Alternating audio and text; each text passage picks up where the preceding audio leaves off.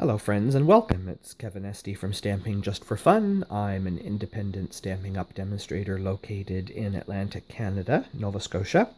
And today I'm going to do 3 cards based on the same theme using the new Lovely You stamp set from our new annual catalog. It can be found on page 22. This stamp set has a lot of really nice sentiments in it, as well as some floral images. I really like them and have been using them in a lot of cards lately because they have both a standard block font in them, but also a scripted font. And I just love the way that they take the scripted font right through the middle of the block words in several places. We're also going to be using an oldie but a goodie, the Pine Planks embossing folder. This is a good standby. Wood grain adds such an effect to the back of a card. It's very subtle and soft, kind of homey. So we're going to use those 2 items to make these 3 cards. And this is basically the same card, a little stepped up in each way. So there's a beginner, an intermediate, and an avid card design here. Something for everyone. And when I first saw this stamp set with all the different floral and leaf images, I thought, wouldn't this be a great stamp set for making your own designer paper? So that was sort of the theme I was going on, was I wanted a very discreet block of design on the front of the card. So rather than just stamping all over the front of the card, we're actually going to stamp on some little slips of paper, and then we're going to apply those to the front of the card. So to start, I have a whole bunch of different supplies and things we're going to use here. Our color palette today is going to be Pretty Peacock, Pear Pizzazz, Granny Apple Green, and Elegant Eggplant. You could also use the Gorgeous Grape ink. I found Elegant Eggplant is very, very close to Gorgeous Grape, so I haven't ordered a Gorgeous Grape one yet. Will soon, but... And I'm going to be using, should show you here, we're going to use this one, the leaf, the little bundle of leaves, and the little purple flower. But you feel free, if you're repeating these cards, to throw in the other flower images or the little fleur-de-lis image if you like. They all work. All the measurements for everything are included in my blog post at StampingJustForFun.CA. If you're watching this on my YouTube channel, just go over to StampingJustForFun.CA. This is my August Gentleman Crafters blog post, and all the measurements will be down below the video. But I've got 3 wide card bases from Thick Whisper White, and that's the same for all of them. I have 2 matte pieces that are 4x5 1/4 of regular Whisper White, and I have run those through the Pine Wood Planks embossing folder, so I have that ready to go. For my color scheme, there were 4 sheets of this paper in the trying to think of what it was called now. It was from last year. It was from Celebration Time, I believe. It's still in the catalog. I can't remember. Anyway, there were 4 sheets of paper that had these stripes on them, and that was the color palette, was the Pretty Peacock. There's a very subtle purple in there. I think it's Purple Posy, and a Mint Macaron, so we're going with the greens with a little bit of purple in it. So there's a piece of Designer Series paper. Some Mint Macaron mats, a little bit of Pretty Peacock that's going to go behind a sentiment. I've got 3 sentiment strips that are all cut the same size. They're 3/4 of an inch by about 3.5. We might be cutting those down a little bit. We'll see when we stamp. I've got some ribbon, old olive ribbon that comes from a ribbon pack in the catalog that goes with the... I'm lost for names today. It has both an orange and a green ribbon in it, so this is just a scrap left over from the bin. And I've got some sequins. We're going to use some green iridescent sequins from a sequins pack. I also have those 3 slips of paper, and I have already stamped 2 I didn't want to waste a lot of time in the video doing all the stamping, but I am going to show you my methodology for creating these little pieces. They're as close to identical as you can get when you're stamping multiple pieces of paper, but it's not a hard process to do. I'm going to keep one of these out so I sort of have a guide to go by. But when you're stamping and doing your own designer paper, it's important to work from one corner off to the others. If I took this leaf stamp and just randomly put a few, and then I switched to this one and randomly put a few, I'm going to box myself in at some point where there's not going to be quite enough space left to stamp another image, and there's going to be blank spots. So I'm going to work from one corner. I'm going to have all my ink pads and all my stamps out. I'm going to line them up like this. So I've got this stamp set goes with that ink. I've got my Pear Pizzazz, which is the big bushy flowers. I'm doubling up on my blocks here. This one here is on the back side of my block, and that's my next color, which is my Granny Apple. So I'm actually just going to put that to the right side of that block. You're not going to see it because it's out of view here. And then I've got my purple, and that's going to be my little purple flower. So here's what my methodology was. I start in this corner, and I go like that, okay? And then I know I want a purple flower on either side of that. I'm actually stamping off my purple flowers. Every one of these isn't going to be exactly perfect. You more or less just have to try to follow along and duplicate what you've got, but when you place the stamp, sometimes they're not exactly perfect, and so you might end up with ever so slightly something different. So I've got less of my flower there because I guess this was up a little higher than it was on the other one. Does not matter. Nobody's going to know but me unless they hold all three cards up next to each other. So we're going to sneak this Granny Apple green one in here, like that. And I'm going to go back to my peacock color. Put that one in there. See, it's slightly different angle from that one. And then I want another purple flower down below that. I think I want to try to squeeze my greenery in here before I go too far. I don't want to block out that area. Like I say, get myself stuck so that something's not going to fit. I think I'm going to go back to this leaf image. Get my right ink color here. Yes, I turned it around the other way. So we'll go like that. Okay, and then I can do my flower. Oh, I forgot to stamp that one off. That's okay. I'm going to do another flower over here, just because I have some extra room. And one more of these peacock ones. Yeah. Yes, I want it to go like this. And I have room for one more flower. There we go. So it's not hard. You just have to think about your process of how you want to do it. So I have all my pieces pretty much prepared now. It's just a matter of assembling everything. I'm just going to quickly clean my stamps so that ink does not get all over everywhere if I accidentally touch my blocks.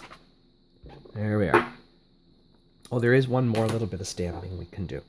I've got all of these prepared. On my original design, I had used the Love is What Makes Us Family. And I decided I really didn't need 6 cards that said that. So I'm going to use a different one. I'm going to use the Miles Apart, but Still in My Heart. And I am going to do them in the Pretty Peacock. And I'm just going to put them to one side of these little strips because I think this is a shorter sentiment. And I can trim off the extra if I don't want them quite so wide. I think I had cut them at 3.5 inches because I was originally thinking I was going to use this sentiment.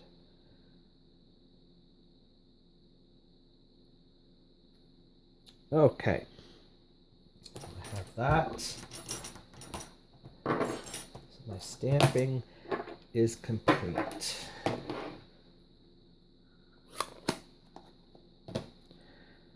Okay, so let's start with the basic card. And we're going to need one of these sentiments. We're going to need one of these strips. We need a card base. I'm just going to give that a nice crease. And then it's fairly straightforward. I'm going to take my designer series paper that I created, my stamping panel mat, and I'm just going to center it top to bottom and leave it about 1/4 inch, maybe a little more than 1/4 inch from the left. There we go. Actually, use my grid paper here to help me visually align this. Okay, that's that. And then on the back side of my, I want to cut that down a little bit first.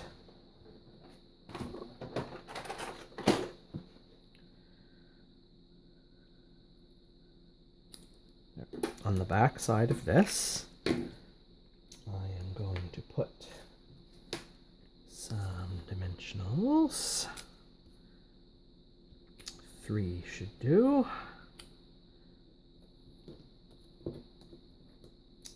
Come up here, you.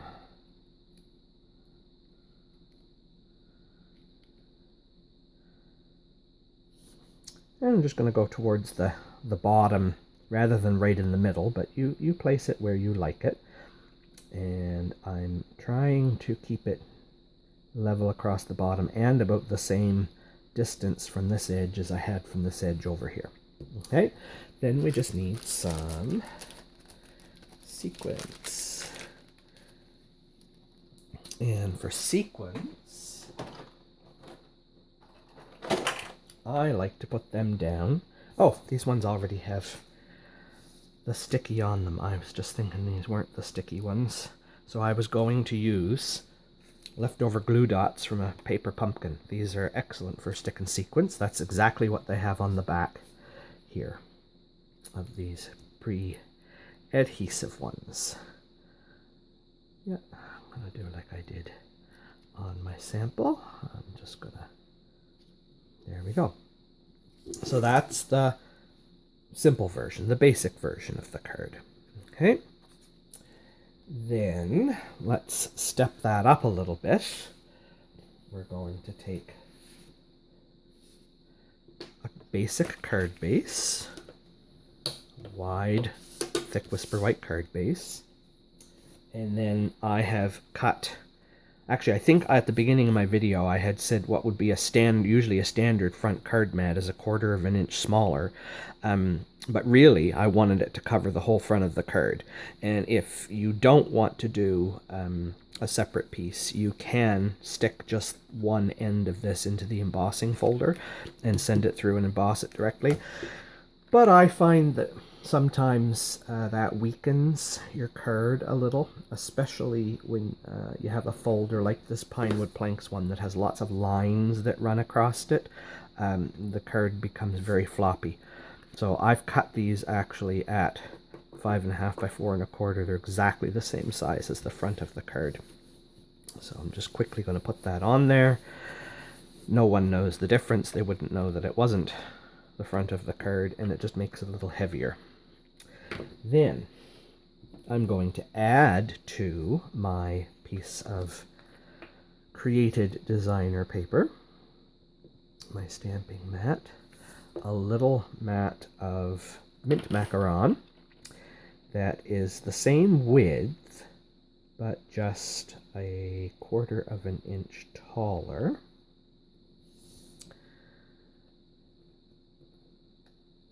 And I'm leaving it just sticking out the top and bottom. Now I notice when I cut these pieces, sometimes when you do that, you end up with little edges. This is where the little mini paper trimmer comes in really handy, because this thing can take a hair off. I'm just going to trim off that little bit of overflow, and now I have a nicely matted piece, and that is going to go up on dimensionals.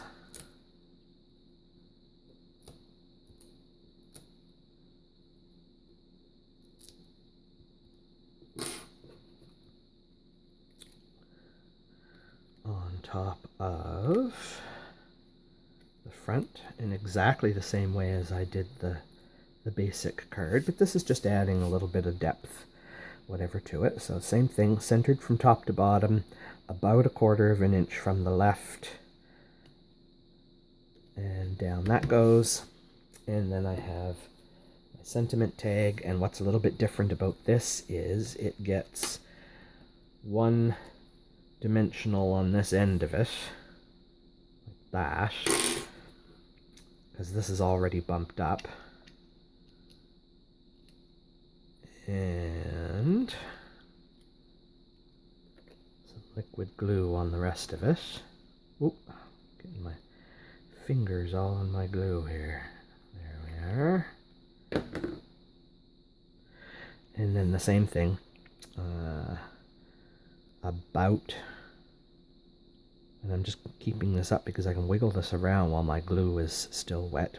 Make sure that I'm straight and that I'm about the same distance from the right. There we are. Okay, and then we just need some of these sequins. Just to add a little bit of sparkle. There we go. They fill in the empty spots nicely. And don't they make a nice little sparkle on the front of the card? Okay, so there is our intermediate card. It's really nice. I love just the little bit of texture that the pine wood planks adds to the back of it. It makes just such a nice soft feel. Okay, so that's that one. Then we have our advanced card, stepped up, our Avid card. And again, we're going to start with a basic wide card base, another pine wood planks mat for the front, which is really just a front piece, not really a mat. And that's the same size as the front. Let's put that on. Okay, I'm building my layers exactly the same way. I've got my third piece of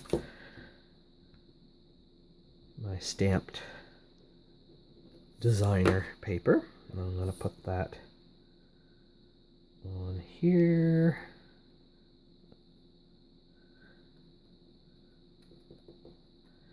There we go. Oh, that one actually measured pretty good when I cut it. Okay, I'm going to put my dimensionals on the back of this piece and get it ready to go like that. And then I added the piece of designer series paper to this one, and that just is going to get glued down.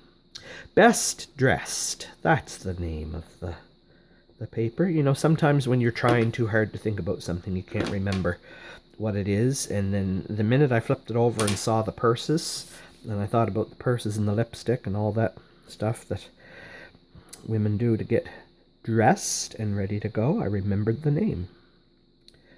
So this is, again, everything is the same width on the front here. I am just leaving it about the same distance from the top and the bottom, that 1/4 of an inch space over there. And then this matte piece that I created is going to go right on top of that.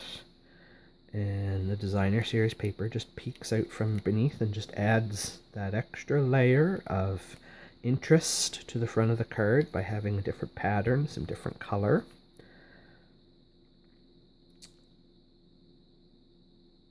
And I want about the same amount sticking out either end. There we go. Okay, and then the last part, I'm going to cut this down. Do you know what? I forgot to cut my sentiment strip down on the second one. Doesn't matter. Doesn't matter. It looked good. Liked it the way it was. And I'm just going to stick this onto a little matte piece of Pretty Peacock that I cut that was just 1/8 of an inch larger. So I've only got a 1/16 sticking out around the sides on that. And then I'll just trim that down. There we go. And the same thing with this as on the second card. It gets one dimensional on this end where it overhangs. And the rest is going to be glued to the top layer. Like that. Am I straight? I am straight. Okay, perfect. Then we need some sequins.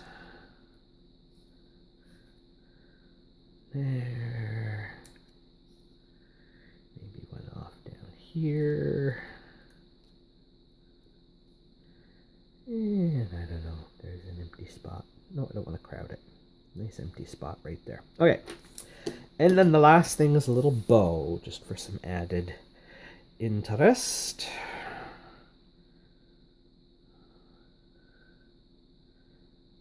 See if I can tie a reasonable bow. I'm not very good with bows, especially small ones. My fingers just don't want to do it. And then I end up with these great big loops and end up with these gigantic bows. And that's when I pull my fork out and start tying fork bows.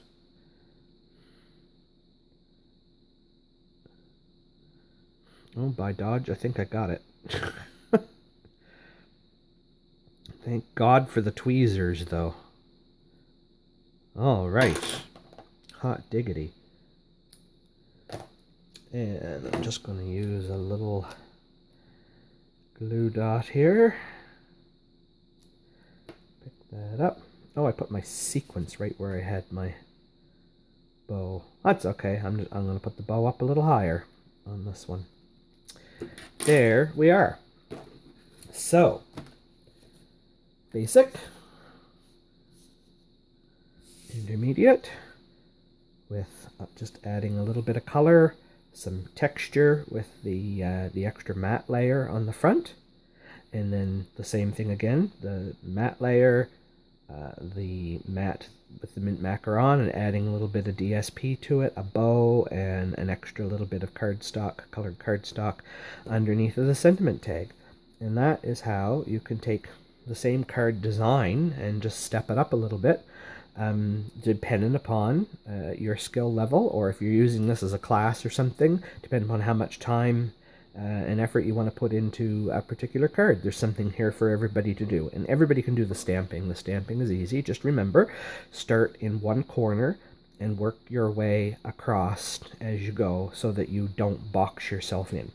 Okay, so I hope you enjoyed that. As I said, this is part of the August Gentleman Crafters blog hop, so do take a minute. Make sure you go to StampingJustForFun.CA if you're watching this on YouTube, and find my blog post, and down at the bottom of the blog post you'll find all the measurements and everything, and then you're going to find the other 8 links to the other 8 gentlemen that are part of this month's blog hop, and I do hope that you will go visit them to see what they're doing this month. So until next time, have a great day.